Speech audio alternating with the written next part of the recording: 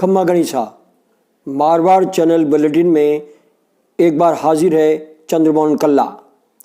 पहले हम उन राजस्थानी भाइयों के लिए एक संदेश देना चाहते हैं कि राजस्थानी संस्कृति, कला, साहित्य और इसके इतिहास को लेकर आपके सामने प्रतिदिन हम एक विशेष रिपोर्ट प्रस्तुत कर रहे हैं, ताकि दूर दराज बैठे हमारे राजस्थानी भाइयों और आज की पीढ़ी को राजस्थानी संस्कृति की जानकारी से हम रूबरू करा सकें।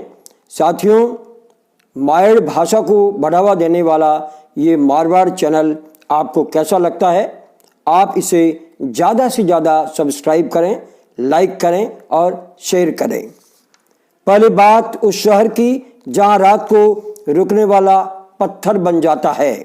राज्य के मंत्रियों का बंटवारा, सरकार हुई मजबूत। खेल मंत्री अशोक चांदना ने खेला पोलो मैच, सर्किट हाउस में यूथ कांग्रेस ने किया उनका जोरदार स्वागत। अब समाचार विस्तृत से। राजस्थान की पश्चिमी सीमा पर बसा बाड़मेर जिले का एक ऐसा गांव जहां रात को जाने पर इंसान पत्थर बन जाते हैं। उस किराड़ू शहर का रहस्य आज भी विश्व भर में विख्यात है। केरल का ये रहस्य कई किस्से कहानियों में भी जुड़ा है।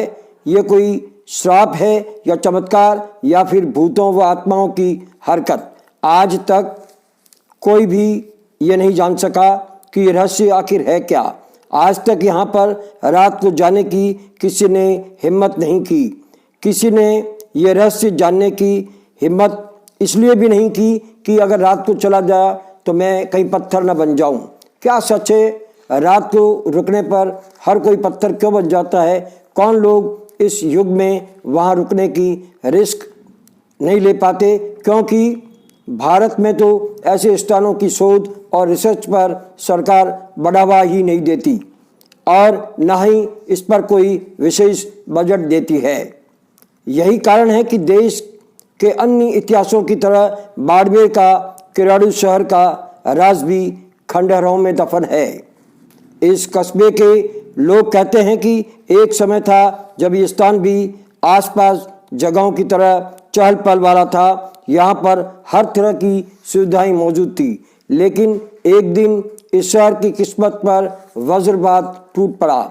यहाँ पर एक साधु ने करीब 900 साल पहले श्राप दे दिया। जब यहाँ पर परंपराओं का शासन था तो एक सिद्ध संत ने डेरा डाला।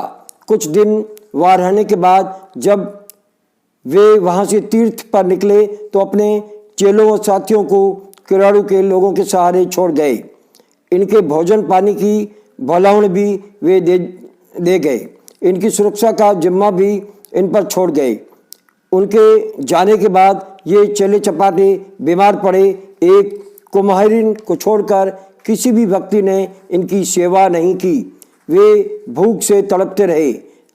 तब संत को पता चला तो वे क्रोधित होकर आए और अपने कमंडल से जल निकाला और हाथ में लेकर कहा कि यहाँ पर मानव जाति कभी भी नहीं रहेगी।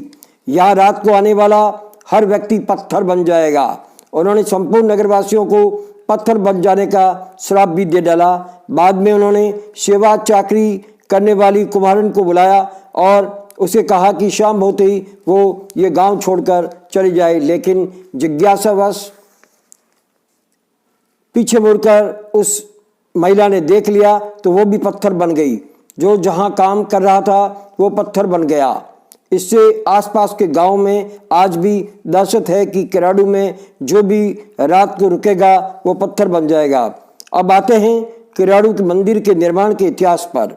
इसे विक्रम संवत में कब बनाया, इसके लिए पुख्ता तथ्य तक आज तक उपलब्ध नहीं है, लेकिन आज भी विक्रम शताब्दी 12 के 3 शिलालेख हैं जो कि विक्रम संवत 1209 24 जनवरी 1153 का है। इसका विक्रम संवत 1218 यानी 1161 ईस्वी का भी एक शिलालेख है। इससे इतिहासकारों का मत है कि किराड़ू मंदिर का निर्माण 11वीं शताब्दी में हुआ होगा, जो कि परमार वंशजों ने करवाया था। यहाँ 5 मंदिर है, जिसमें केवल विष्णु मंदिर और सोमेश्वर मंदिर ठीक है, बाकी पूरी तरह से खंडर हो चुके हैं।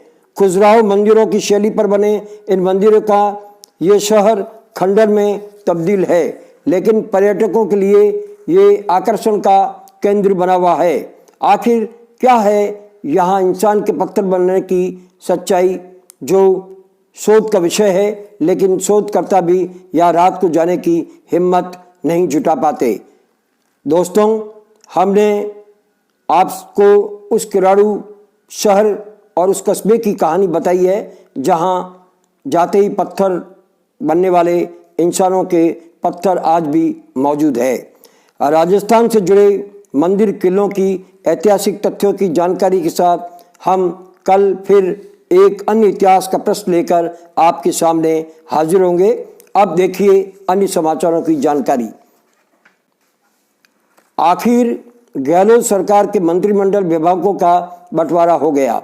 बुधवार देर रात राष्ट्रीय कांग्रेस अध्यक्ष राहुल गांधी की हरी झंडी के बाद मंत्रियों के विभागों का बंटवारा किया गया। मुख्यमंत्री अशोक गहलोत ने खुद के पास वित्त, आबकारी, आयोजना के साथ करीब 10 विभाग रखे हैं। उप मुख्यमंत्री सचिन पायलट के पास सार्वजनिक निर्माण समेत 4 विभाग हैं।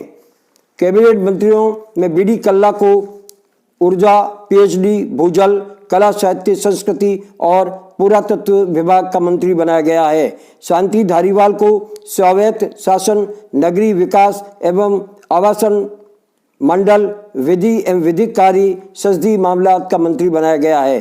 प्रसादी लाल मीणा को उद्योग व राजकीय उपक्रम, मास्टर भंवरलाल को सामाजिक न्याय और आपदा प्रबंध, हरीश चौधरी को राजस्व, लालचंद कटारिया को कृषि, पशुपालन व मत्स्य, रघु शर्मा को चिकित्सा एवं स्वास्थ्य आयुर्वेदिक ईएसआई विभाग दिया गया है, जबकि अशोक चांदना को खेल मंत्री बनाया गया है।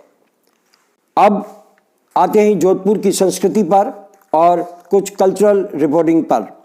मशहूर शायर, चिंतक व आलोचक शिवकाप निजाम ने डॉक्टर आशीष व्यास के गाए भजनों के एल्बम कुशल रूप का लोकार्पण सूचना केंद्र के मिनी ऑडिटोरियम में किया। इस मौके पर राजस्थान संगीत नाटक अकादमी के सचिव महेश पवार विशिष्ट अतिथि थे और कार्यक्रम की अध्यक्षता पुष्टिगर सहकारी समिति के चेयरमैन अमरचंद पुरोहित ने की। समारोह में सह गायकों और संगीतकारों के साथ गुरु गोविंद कल्ला व सतीश मोहरा को सम्मानित किया गया। सतीश मोहरा संगीत कृष्ण चलाते हैं, जिनके पहले शिष्यों में डॉक्टर आशीष व्यास भी शामिल है। पूर्व राष्ट्रीय फुटबॉलर देवेंद्र आजाद, पूर्व उप निदेशक सूचना केंद्र आनंद राज व्यास, बाबू उर्फ प्रकाश पुरोहित ने अतिथियों का स्वागत किया। अनीश व्यास ने आभार प्रकट किया और कार्यक्रम का संचालन बसंत कल्ला ने किया। चौथे अंतर्राष्ट्रीय फिल्म फेस्टिवल का आयोजन जॉइफ ट्रस्ट की ओर से कल से 3 दिन तक किया जाएगा। जॉइफ के निदेशक मोती सिंह राठौर ने बताया कि भारत, ऑस्ट्रेलिया, जर्मनी, इटली व सिंगापुर से चयनित कलाकारों की फिल्में सूचना केंद्र के ऑडिटोरियम में दोपहर 12 बजे से शाम 6 बजे तक दिखाई जाएगी। साथियों, अब कुछ खेल समाचार। प्रदेश की कांग्रेस सरकार में खेल मंत्री बनाए गए अशोक चांदना पोलो के बेहतरीन खिलाड़ी है। उन्होंने पोलो सीजन में Maharaja of Jodhpur golden jubilee cup में खुद अपनी टीम के साथ वे उतरे और एक गोल चौथे चक्कर में कर दिखाया। उधर इस मैच के बाद गुरुवार को सुबह चांदना का सर्किट हाउस में यूथ कांग्रेस ने जबरदस्त स्वागत किया। इस मौके पर चांदना ने कहा कि राज्य की खेल प्रतिभाओं को आगे लाने का काम होगा। साथियों, अब हम आपको एक सूचना के रूप में जानकारी दे रहे हैं कि आपके क्षेत्र में अगर कोई समस्या है, समाचार है, तो हमें हमारे व्हाट्सएप नंबर 9694088523 पर वीडियो बनाकर भेजें। हम आपके क्षेत्र की समस्या और समाचार को जिला प्रशासन और सरकार तक पहुंचाकर ये उम्मीद करेंगे कि ये समस्या आपकी हल हो। अब हमारा आज का ये बुलेटिन यहीं समाप्त होता है। अगले समाचार बुलेटिन के साथ फिर हाजिर होंगे। तब तक के लिए हमें आज्ञा दीजिए। जय हिंद।